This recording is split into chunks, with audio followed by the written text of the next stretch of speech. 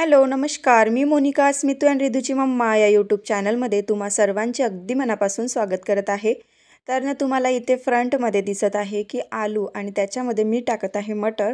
तर ना एक रेसिपी तुमच्याशी शेअर करत आहे जे की तुम्ही थंबनेलवर बघितलीच असेल. तर आलू कटलेट बनवत आहे, सोबतच मटर ॲड केले कारण मटर वगैरे आता सध्या तरी अवेलेबल असते फ्रेशवाले, नाहीतर मग ते फ्रोझन वगैरे आपण यूज करतोच.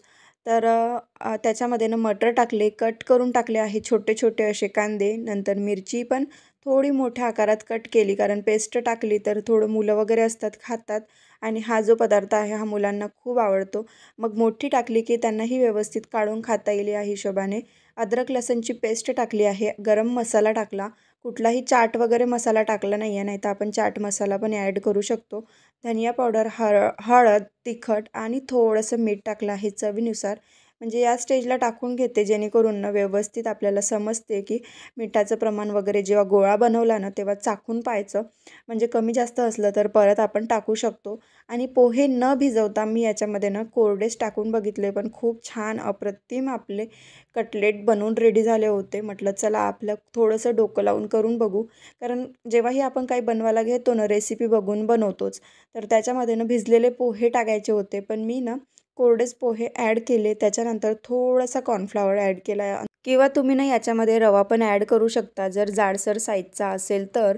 किंवा मग ब्रेड क्रम्स जे असते आपण बाइंडिंगसाठी वापरतो ते पण याच्यामध्ये यूज करू शकतो. फक्त एवढंच की याच्यामध्ये ना कोरडेपणा आला पाहिजे, एकदम ओलसरपणा नसो. जर ओलसरपणा असला तर ना ते जेव्हा आपण तेलात टाकतो लगेच फुटत नाही, पण 2-4 मिनटात लगेच फुटून जाते. मी एक वेळा ट्राय केलं होतं तेव्हा खूप साऱ्या माझ्या चुका झाल्या होत्या, पण मग ना नंतर खूप परफेक्ट बनायला लागलं. तर आता इथे ना मी सगळ्या काही आलूचे जे पॅटीज आहेत ते बनवून घेतले. आणि बनवता बनवता स्मितू आला आणि तो म्हणाला, "मम्मी मला सर्कलमध्ये पाहिजे." मग थोडं सर्कल आणि थोडे असे ओव्हल शेपमध्ये बनवले. तर ना फ्रीझरला ठेवले 15 ते 20 मिनटासाठी. आणि नंतर हे जे बाकीचे उरलेले आहेत ते बाहेर काढले की हे पण मी आतमध्ये ठेवून देणार. तेल तापवायसाठी ठेवलेलं आहे, तोपर्यंत म्हटलं हे बनवून घेते घोळ. तर मैदा जेवढा आहे ना तेवढाच मी याच्यामध्ये कॉर्नफ्लॉवर ॲड करत आहे. दोन्ही जे प्रमाण आहे ते समान. कमी जास्त झालं तरी चालते, काही फरक पडत नाही, पण दोन्ही प्रमाण सेम ठेवलं. आणि त्याच्यामध्ये मीठ टाकून त्याला छान असं गुठल्या जोपर्यंत विरघळत नाही, पूर्ण एकजीव ते बॅटर होत नाही तोपर्यंत छान असं फिरवून घेतलं. आणि नंतर ना याच्यामध्ये डबल बाइंडिंग केलेली आहे. मी एक वेळा एक कोटिंग केली आणि तळून बघितलं दुसऱ्या चक्करमध्ये. तर आता तुम्ही व्हिडिओमध्ये बघालच समोर की काय घोळ झाला होता. तर ते काही शेअर नाही केलं आहे, पण सांगते इथे. डबल कोटिंग करायची कधी पण. जो घोळ बनवला आहे ना, हे जसं अशी कन्सिस्टन्सी पाहिजे.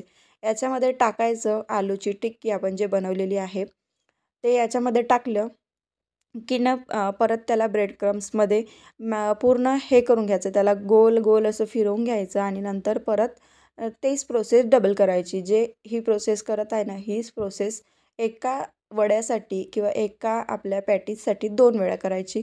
म्हणजेच न छान असे कुरकुरीत तर होतात, पण न कधीच आपल्याकडून थोडंफार काही चुका झाल्या असेल ते बनवण्यासाठी चटणी अंदरची आलूची, तर ना तेलामध्ये अजिबात फुटत नाही किंवा तुटत नाही. त्याची जी वरची जी कोटिंग असते ती मजबूत बनून जाते. आणि आपण एवढं मेहनत करून आपण एवढं बनवतो, म्हणजे ते उकडवा परत भरपूर प्रोसेस असते. तर त्याच्यासाठी ना डबल कोटिंग करा जर तुम्ही करत असेल माझा व्हिडिओ बघून. नाही तर रेसिपीचे चॅनल जे आहेत ते आपल्याला भरपूर मिळून जातात.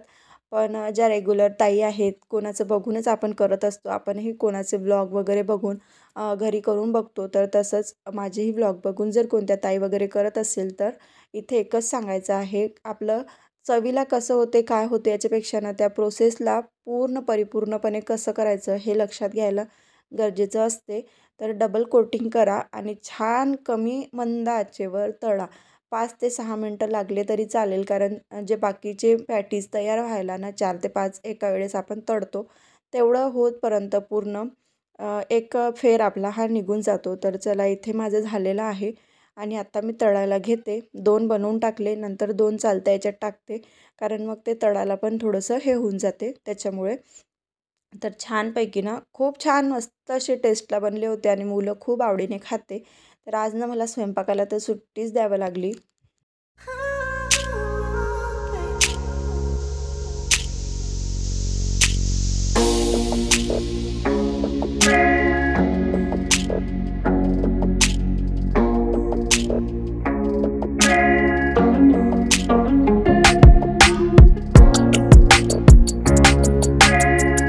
तर ना तुम्ही इथे बघत आहात की मी 4 टाकलेले आहे कढईमध्ये आणि ना काट्या चम्मच जो आहे त्याने मी छान याला पलटवून घेत आहे. काट्या चम्मचने ना पलटवले की ते तुटायची भीती वगैरे नसते, नाहीतर जर असा झारा वगैरे वापरला तर ते तुटायची थोडी भीती असते. कारण आलू हा पदार्थ असा आहे की लवकरच सॉफ्ट होतो, लवकरच तुटायची पण भीती असते.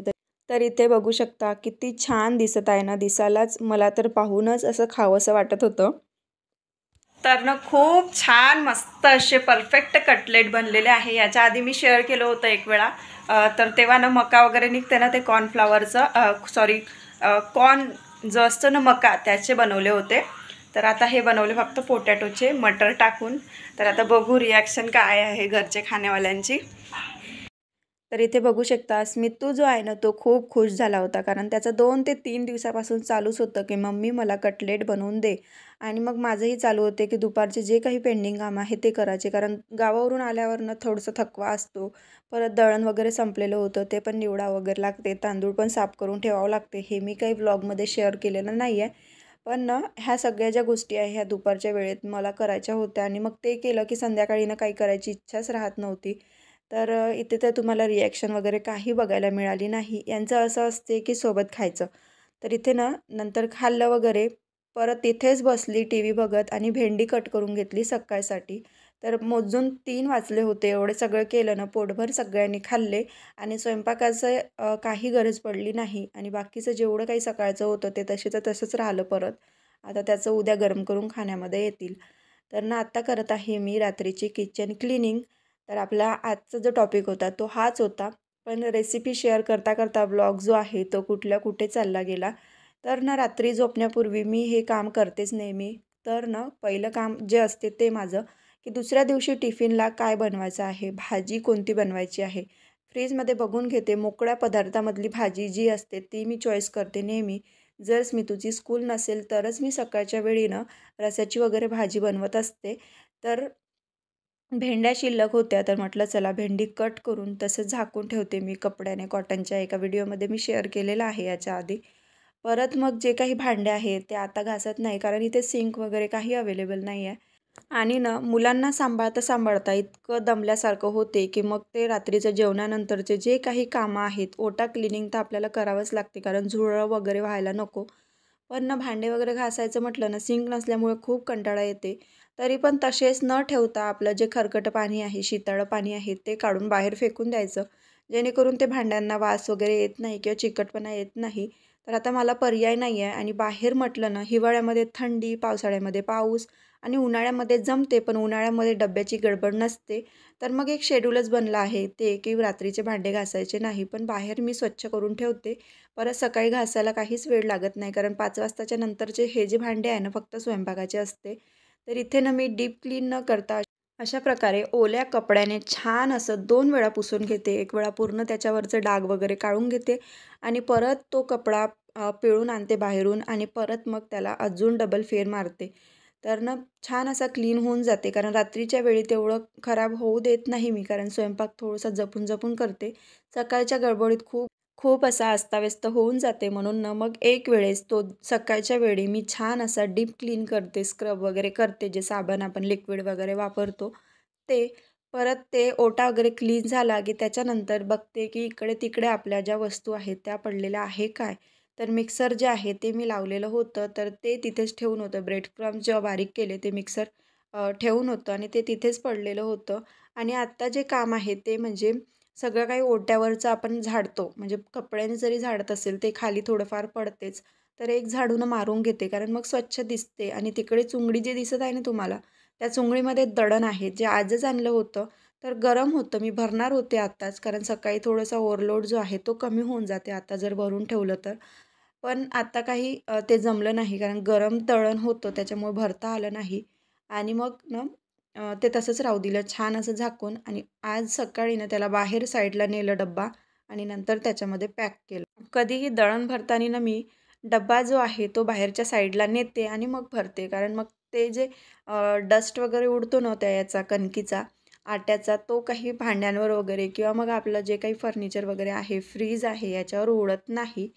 तर ही टिप नक्की फॉलो करा. तर ना असं असते माझं नाईटचं जे काही रुटीन आहे ते मी खूप वेळा शेअर केलं आहे, पण नवीन नवीन ज्या ताई जुडतात ना त्या माझ्या या रुटीनच्या व्लॉगमुळे किंवा ज्या क्लिनिंगचे व्लॉग्स आहे ना त्याच्यामुळे छान अशा नवीन ताई कनेक्ट होत आहे. त्यांच्यासाठी मी परत परत हे व्हिडिओ घेऊन येत आहे. तर आय होप जुन्या ताईंना थोडं बोर होत असेल, पण ताईंनो प्लीज समजून घ्या. आणि आता व्हिडिओ पण मी इथेच थांबवते. व्हिडिओ जर आवडला असेल तर व्हिडिओला लाईक करा, शेअर करा आणि हो चॅनलवर तुम्ही नवीन असाल तर नक्की सबस्क्राईब करा. पुन्हा भेटू अशाच एका नवीन ब्लॉगसोबत. तोपर्यंत सर्वांना बाय बाय. श्री स्वामी समर्थ.